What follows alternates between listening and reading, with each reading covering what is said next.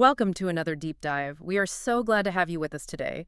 Our mission for this session is, it's to explore a question that I honestly hadn't given much thought to until I saw the source material for today. It really is one of those hidden mechanics of education, isn't it? Yeah, exactly. Because once you start pulling on this thread, it just opens up this fascinating conversation. Today, we are looking at the people who teach global business. Specifically, how do the educators who actually stand at the front of a lecture hall teaching international business, how do they learn about international business in the first place? It is a totally critical question. We spend so much time analyzing how students learn, but we rarely turn the lens on the instructors. The reality is the global economy is shifting incredibly fast. Right. And if the people teaching it are relying on outdated assumptions, that has a massive downstream effect on you, the future workforce. So to get to the bottom of this, we are looking at a really insightful article. It's from the February 2026 issue of AIB Insights. Which is a fantastic publication. It is. The piece is titled Enhancing International Business Education Through Faculty Development in International Business Programs. And it's written by Jillian Avendano, Hami Usta, and Sumit K. Kundu. And it is worth noting right up front that the authors bring a lot of practical weight to this topic.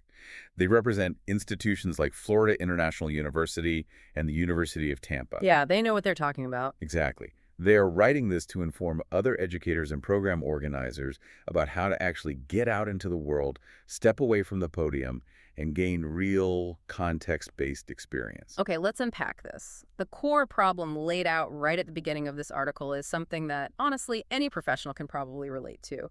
The authors point out that teaching international business solely from a textbook just doesn't cut it anymore. It really doesn't. The authors are very clear that international business scholars emphasize the absolute necessity of first-hand experience. If an educator lacks direct exposure to a foreign market, they completely miss the subtle cultural and institutional forces that shape how business is actually conducted across borders. And when you lack that firsthand context, your credibility as an instructor takes a massive hit. Students can tell. Or absolutely. Student engagement plummets when they feel the instructor is just reciting theory. I mean, for you as a learner, it is like trying to teach someone how to ride a bike when you have only ever read a physics textbook about balance. That is a perfect analogy. Right. You might know the math, you can explain gravity and momentum, but you have no idea what the gravel actually feels like under the tires. You can't effectively teach the balance. Yes, and educators bear the responsibility of preparing you for incredibly complex, real-world international scenarios.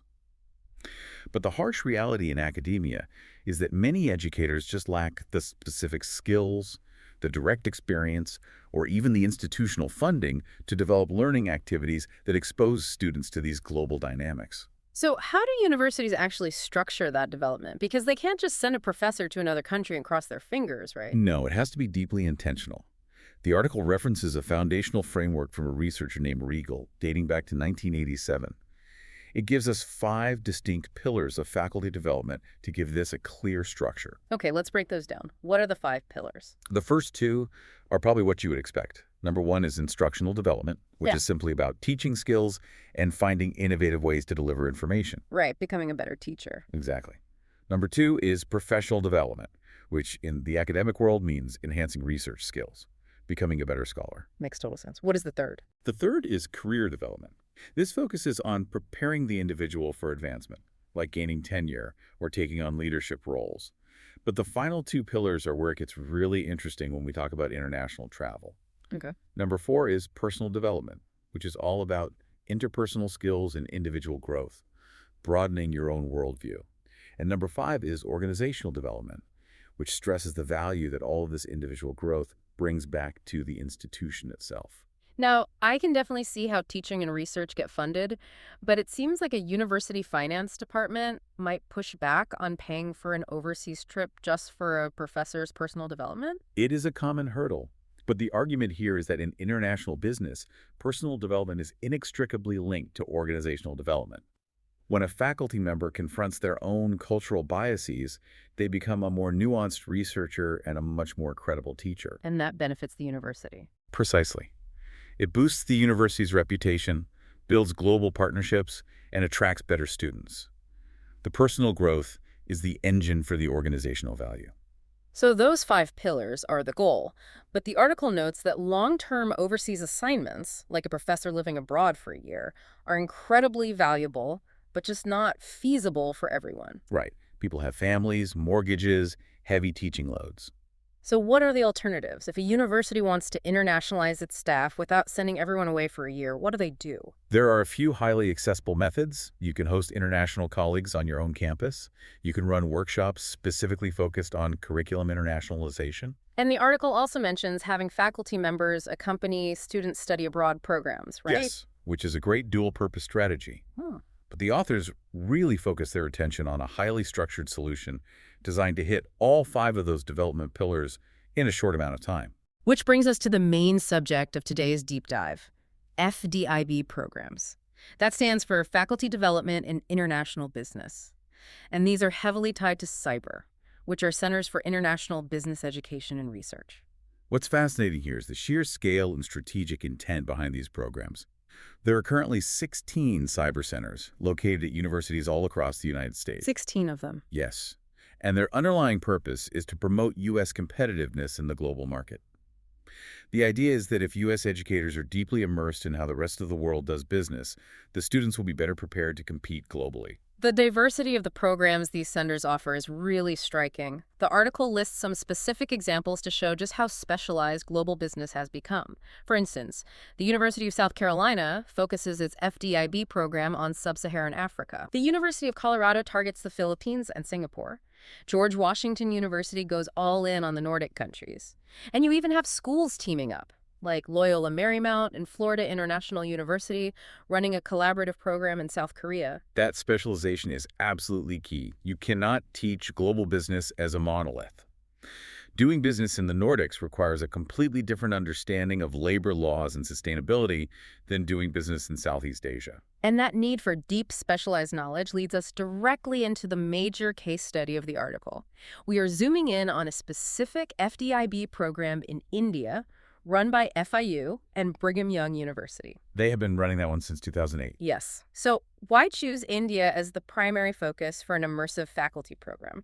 The rationale for India is incredibly compelling. First, you have the raw stats. It is a country of 1.45 billion people. It is an incredibly fast emerging economy, maintaining a GDP growth rate of around 6%. Which is staggering for a country of that size.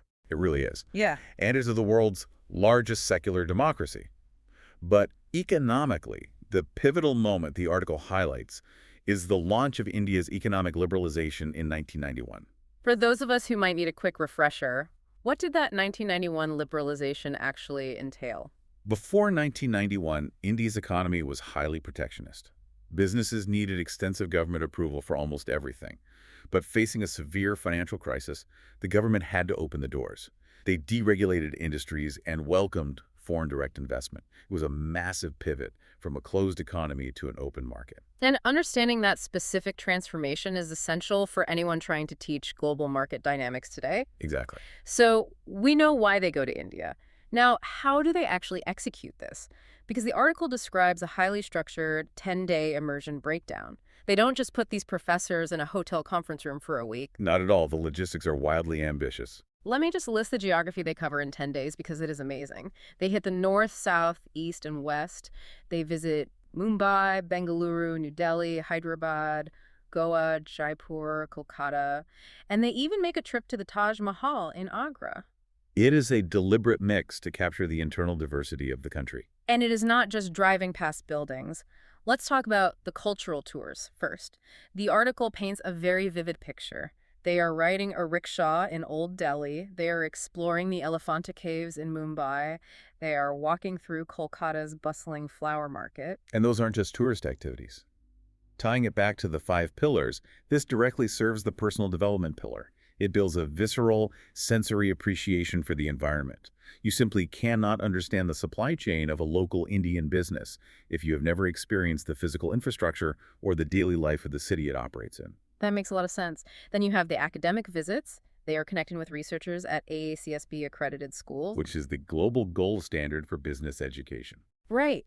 They visit places like the Indian School of Business and Narsi Munji. What is the goal there?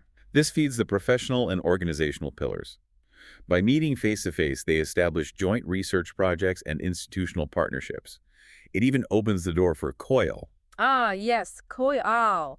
Collaborative Online International Learning. It is a brilliant concept. It really is. A professor goes on this 10-day trip to India, meets a counterpart at a school in Mumbai, and then later in the year, their classroom in the U.S. links up virtually with the classroom in Mumbai for a joint project. The brief in-person relationship acts as the catalyst for long-term collaboration that benefits students who never even left the U.S. But of course, the core of a business trip has to be the business visits. They tour an automobile plant for Maruti Suzuki. They visit the Bisleri water bottling company. They go to the Bombay Stock Exchange. And they even visit Xanti's cashew factory in Goa. The intentional variety is what makes it work. They are exposing the faculty to heavy manufacturing, agriculture, finance, and high-tech innovation. And does it actually work? Does it change how they teach? The article actually provides tangible proof of that. The authors synthesized the feedback, and it is one specific quote from Table 1 that highlights a massive aha moment. One participant admitted they had a, quote, skewed vision of how Indian businesses operated until they got that firsthand experience. A skewed vision. Yes. And they said they were able to immediately incorporate the new, accurate information into their courses. That validates the whole core problem we started with. If you rely on old textbooks, your teaching is naturally going to be skewed. Being on the ground corrects that vision. Okay, so what does this all mean? If a university wants to build one of these programs, how do they ensure it is actually successful? The authors wrap up with some specific recommendations. They offer 3 primary recommendations. The first is versatility. As we said, faculty members are not a monolith.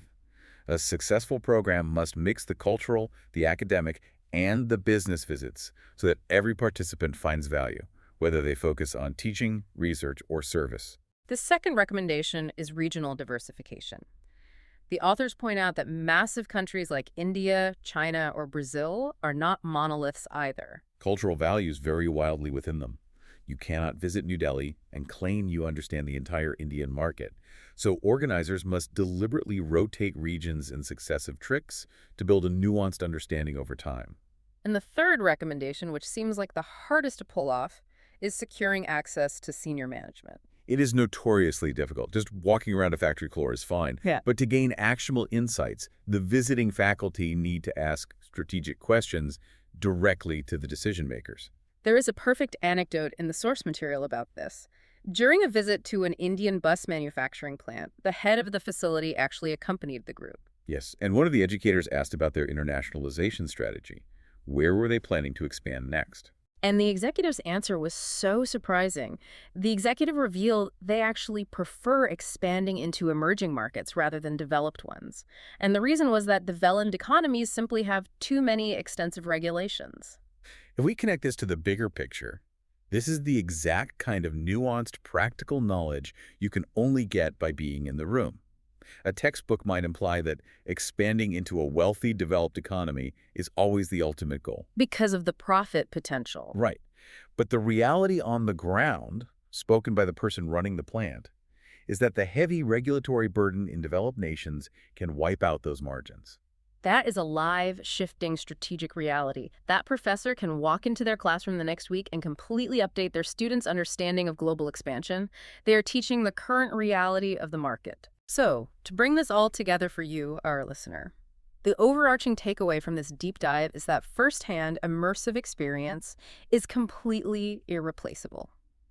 We focus so much on how to learn new information, but we forget that the experts we rely on need to constantly update their own operating systems too. Yes. Whether you are prepping for a major meeting, leading a team, or just curious about the world, relying solely on secondary sources leaves you with blind spots.